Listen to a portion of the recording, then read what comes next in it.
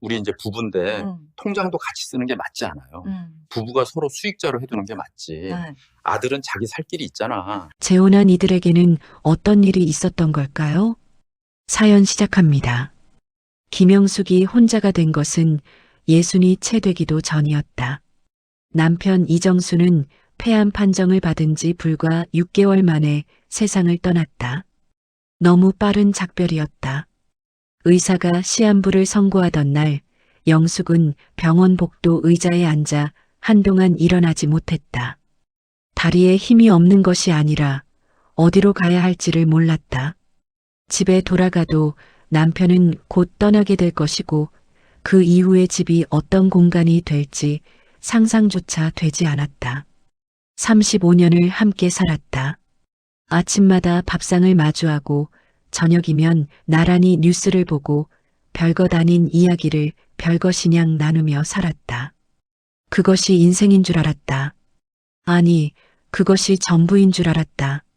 남편이 떠난 첫 해는 정신없이 흘렀다. 장례를 치르고 남편의 물건을 정리하고 보니 어느새 계절이 2번 바뀌었다.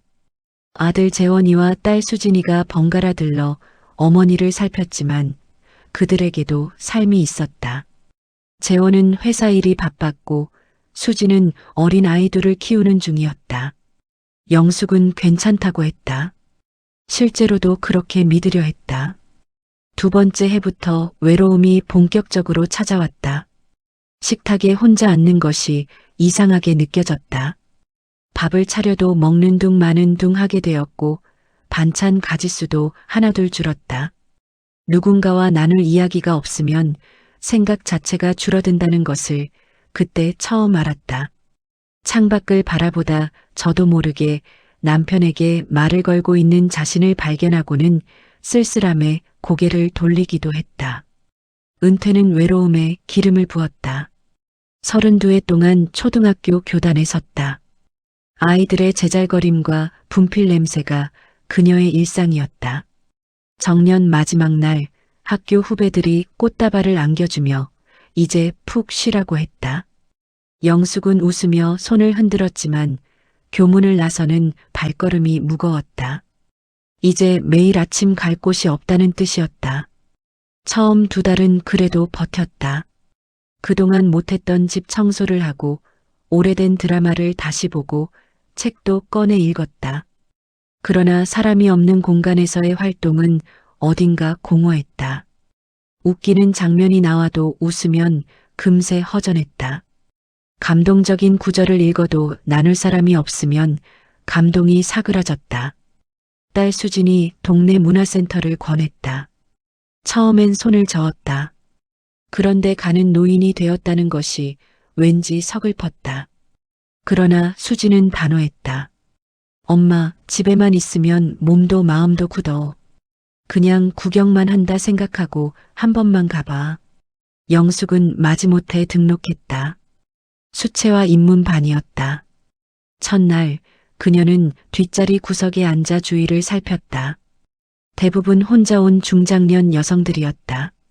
선생님이 붓을 잡는 법부터 가르쳤다. 영숙은 손끝이 어색했지만 물감이 종이에 번지는 것을 보며 오랜만에 집중했다. 그렇게 문화센터는 일주일에 2번 그녀의 발걸음을 바깥으로 이끄는 곳이 되었다. 계절이 다시 바뀌었다. 혼자라는 것에 조금씩 익숙해지고 있었다. 외롭지 않아서가 아니라 외로움과 싸우지 않는 법을 배웠달까? 그것으로 충분하다고, 이제 이대로 살면 되겠다고 영숙은 생각하기 시작했다. 바로 그 무렵이었다. 박상우가 나타난 것은 박상우는 문화센터 사진 촬영반의 수강생이었다. 영숙과 직접 접점이 생긴 것은 문화센터 공용 휴게실에서였다. 수채화 수업을 마치고 자판기 커피를 뽑아 자리에 앉은 영숙. 맞은편에 낡은 카메라 가방을 맨 남자가 조심스럽게 앉았다. 키가 크지도 작지도 않고 머리카락은 반쯤 휘었다. 특별히 눈에 띄는 외모는 아니었다. 그가 먼저 말을 걸었다. 수채화 반이세요? 복도에서 몇 번 뵌 것 같아서요. 영숙은 다소 경계했지만 짧게 대답했다. 그는 더 말을 늘어놓지 않았다.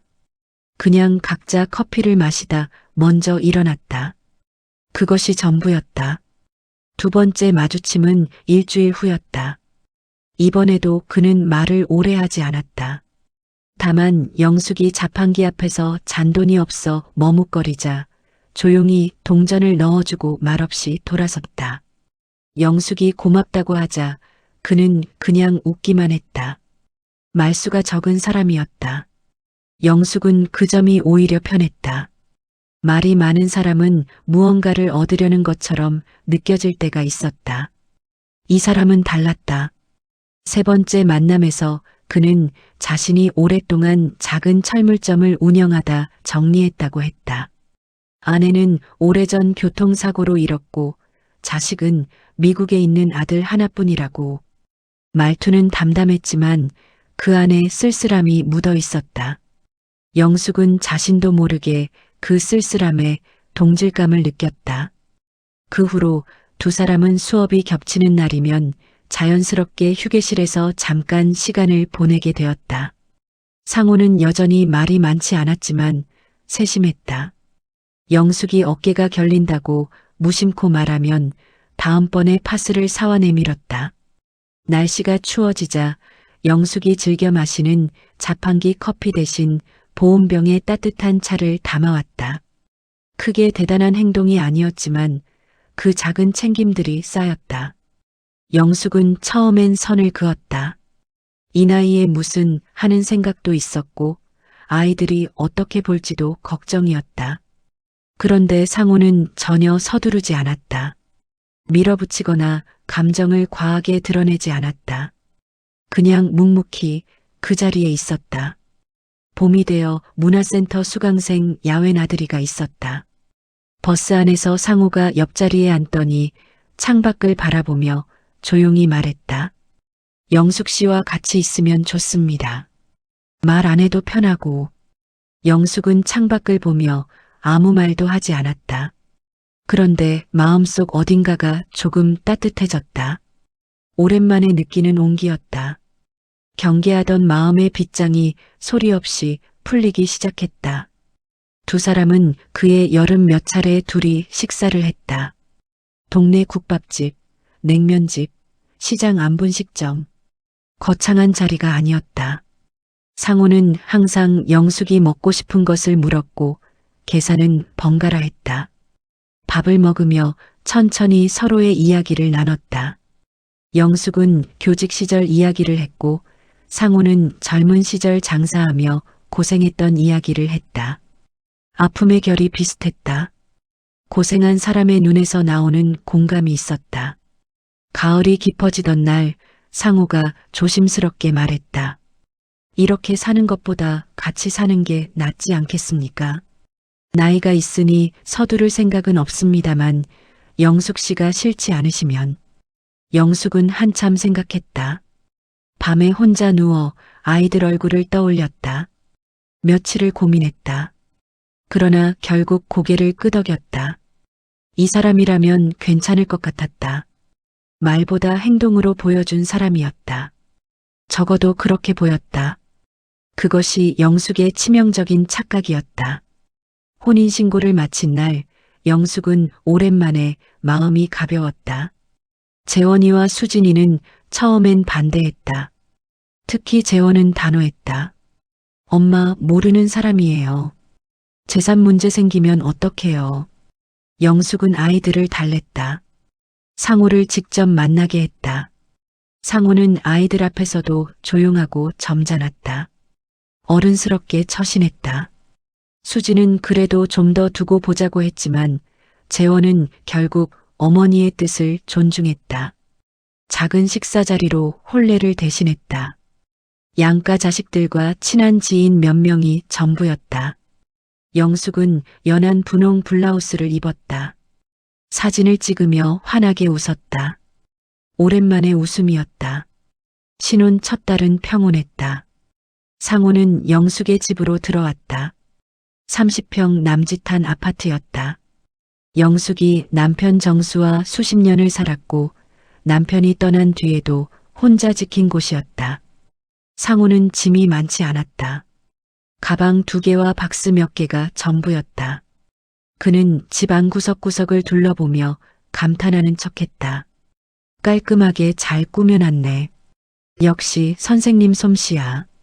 그 말이 칭찬인지 무언가를 가늠하는 것인지 당시엔 알아차리지 못했다. 2번째 달에 접어들며 상호가 처음으로 통장 이야기를 꺼냈다. 우리 이제 부부인데 살림을 따로 하면 불편하지.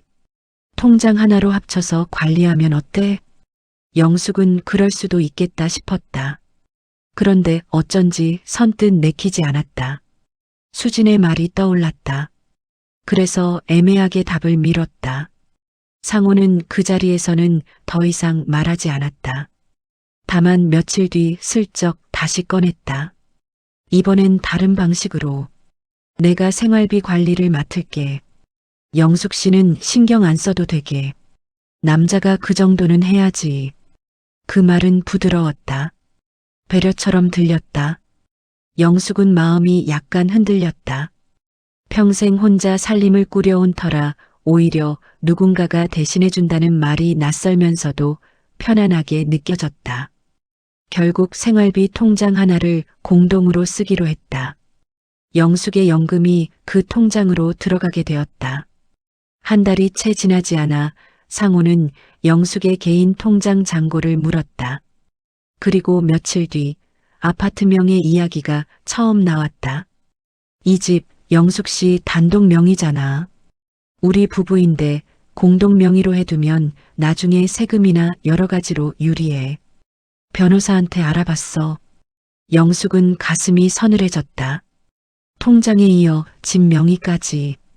그러나 상호의 표정은 걱정스럽고 진지했다.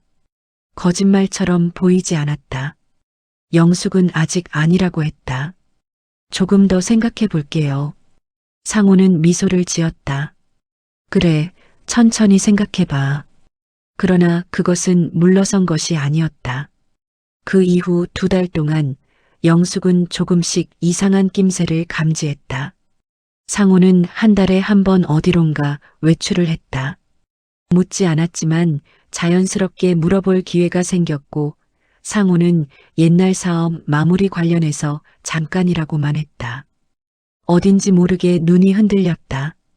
그러다 어느 날 영숙이 오래된 코트 정리를 하다가 주머니에서 접힌 영수증을 발견했다. 날짜는 상호가 외출했다는 날이었고 장소는 서울 외곽의 한 모텔 식당이었다. 혼자서 식사한 것이라면 왜 숨겼을까? 영숙은 물었다. 상호는 눈도 깜짝하지 않았다. 옛날 지인 만난 거야. 복잡한 사이라 설명하기 귀찮아서. 별거 아니야. 담담한 어조였다. 당당하기까지 했다. 영숙은 더 캐묻지 못했다. 그런데 그날 이후 불편한 느낌이 가시질 않았다. 상호는 점차 보험 이야기를 꺼내기 시작했다. 영숙이 남편 정수와 함께 오래전 들었던 종신보험이 있었다. 수익자가 재원이로 되어 있었다. 상호는 그것을 알고 있었다. 부부가 서로 수익자로 해두는 게 맞지. 아들은 자기 살 길이 있잖아. 우리가 서로 챙겨야지. 영숙은 단호하게 고개를 저었다. 그건 안 돼요. 애들한테 해줄 거야. 상호의 표정이 처음으로 굳었다. 그러나 말은 부드럽게 유지했다. 기분 나쁘라고 하는 말이 아니야. 현실적으로 생각하자는 거지. 이틀 뒤 그는 다시 꺼냈다. 그 다음 날도 대화가 아니라 반복이었다. 영숙이 거부할 때마다 상호의 어조는 점점 달라졌다. 처음엔 설득이었다가 설명으로 바뀌고 설명이 압박으로 변했다. 내가 무슨 이상한 말 꺼내는 거야? 부부끼리 당연한 거지. 영숙이 단호히 거절하던 어느 저녁이었다. 밥을 먹다 이야기가 다시 보험으로 이어졌고 영숙이 그 이야기는 더 이상 하지 맙시다라고 하자 상호가 젓가락을 식탁에 내려놓았다. 쿵 하는 소리가 작지 않았다. 내가 말하면 왜 무조건 아니야? 나를 그렇게 못 믿겠어? 목소리가 낮고 날카로웠다. 처음 듣는 어조였다. 영숙은 순간 긴장했다. 그런 말이 아니잖아요. 됐어. 그는 식사를 마저 하지 않고 방으로 들어가 버렸다. 영숙은 밥상 앞에 혼자 앉아 한참 있었다. 손이 약간 떨렸다. 며칠이 지나도 분위기가 풀리지 않았다. 상호는 말을 극도로 줄였다. 밥을 먹을 때도 영숙을 보지 않았다. 무시였다. 의도적인 냉기였다. 영숙은 먼저 말을 걸어보려 했지만 상호는 짧게 대답하거나 아예 모른 척했다. 그러다 어느 날 아파트명의 이야기가 다시 나왔다.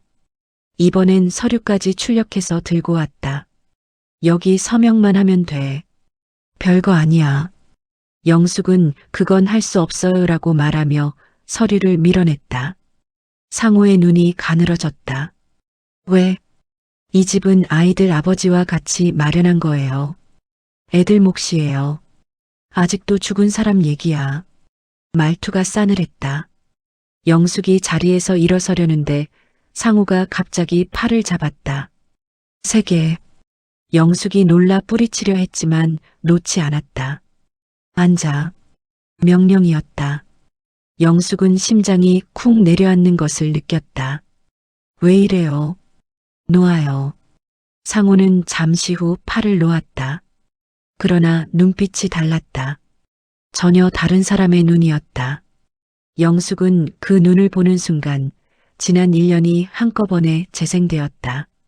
모든 친절, 모든 배려, 모든 따뜻함. 그것들이 지금 이 눈빛과 어울리지 않았다. 그로부터 열흘 뒤 상호는 영숙이 거절할 때마다 더 노골적으로 변했다. 말로 압박하고 안 되면 물건을 내던졌다. 공용 통장에서 영숙도 모르는 사이 돈이 빠져나가 있었다. 영숙이 통장 내역을 확인하고 따지자 상호는 처음으로 영숙의 어깨를 거칠게 밀쳤다. 돈 계산을 하고 있었어? 영숙은 벽에 등이 부딪혔다. 몸보다 마음이 더 아팠다. 눈물이 흘렀지만 소리를 내지 않았다. 방으로 들어가 문을 잠갔다.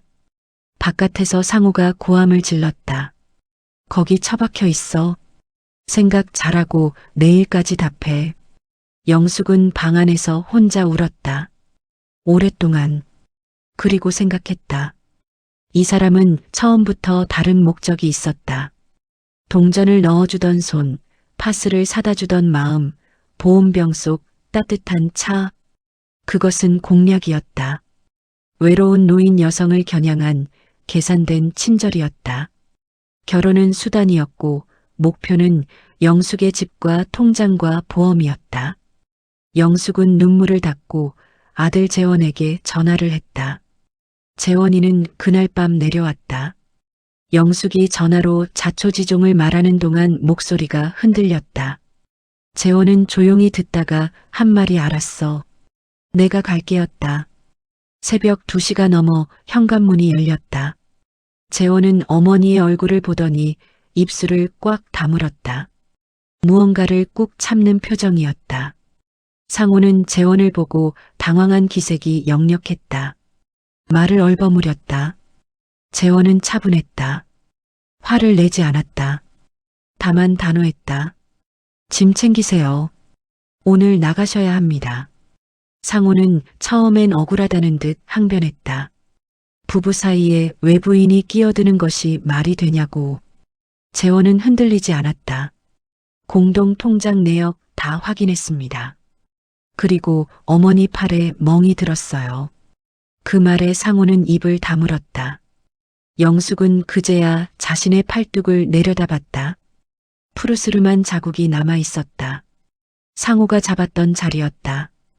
영숙은 마음속으로 이미 알고 있었지만 그 멍을 눈으로 확인하는 순간 기묘한 해방감이 밀려왔다. 더 이상 내가 감당해야 할 무게가 아니라는 것을. 상호는 자신의 짐을 챙겼다. 오던 날과 마찬가지로 가방 2개와 박스 몇 개였다. 현관문을 나서면서 한번 돌아봤다. 영숙은 그 눈을 마주쳤다. 미안함이 있었는지, 분노가 있었는지, 아니면 계산이 틀어진 데 대한 허탈함이었는지는 알 수 없었다. 영숙은 아무 말도 하지 않았다. 문이 닫혔다. 재원은 어머니 곁에 사흘을 있었다. 법률사무소에 동행했고 혼인 취소와 재산 관련 정리 절차를 밟기 시작했다. 공동통장에서 빠져나간 돈에 대해서도 법적 대응이 가능하다는 안내를 받았다. 영숙은 그 과정이 고통스러웠다.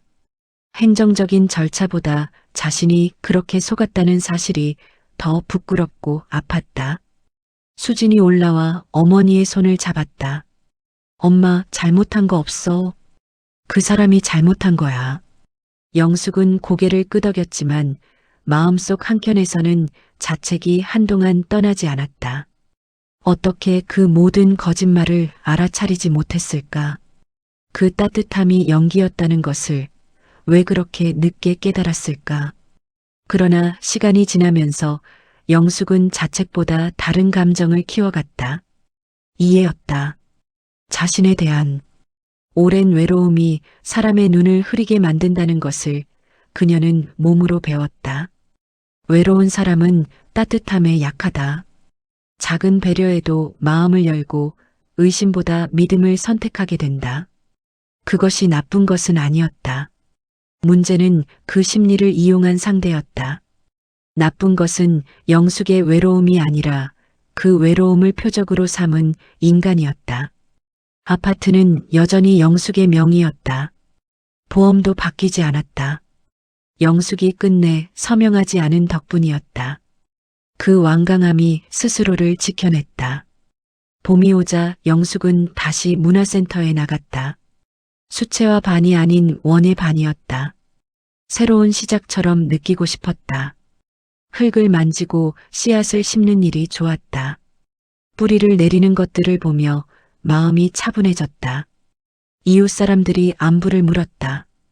영숙은 괜찮다고 했다. 이번엔 진심이었다. 저녁이면 여전히 혼자 밥을 먹었다. 반찬은 예전보다 가짓수가 줄었지만 먹는 동안 마음이 훨씬 편안했다. 누군가의 눈치를 볼 필요가 없었다. 무언가를 빼앗길 두려움도 없었다. 창밖에 저녁 노을이 지는 것을 바라보며 천천히 숟가락을 들었다. 외로움은 여전했다. 사라지지 않았다. 그러나 영숙은 이제 외로움이 채워져야만 하는 결핍이 아니라는 것을 알았다. 외로움과 함께 사는 것, 그 안에서도 자신의 것을 지키며 사는 것, 그것이 황혼의 품이었다. 영숙은 밥을 다 먹고 설거지를 마친 뒤 거실 창가에 앉았다. 원의 반에서 가져온 작은 화분을 손으로 매만졌다. 아직 싹이 나지 않은 흙이었다. 며칠이면 초록이 올라올 것이었다. 늦게 피어도 피어나는 것이 있다. 다만 아무 씨앗이나 심어서는 안 된다. 이 이야기는 많은 황혼기 어르신들이 실제로 겪고 있는 일을 담고 있습니다. 노년의 재혼은 충분히 아름답고 행복할 수 있습니다. 그러나 그 아름다움을 가장한 접근에는 주의가 필요합니다. 외로움은 인간의 자연스러운 감정입니다. 그 감정 자체가 잘못된 것이 아닙니다. 다만 외로움이 깊을수록 사람은 검증 없이 믿는 경향이 생깁니다. 나쁜 사람들은 바로 그 지점을 노립니다. 따뜻함은 오랜 시간 일관성으로 증명됩니다. 처음부터 지나치게 다가오거나 재산과 관련된 이야기를 일찍 꺼내거나 거절했을 때 태도가 변하는 사람은 반드시 한 걸음 물러서야 합니다.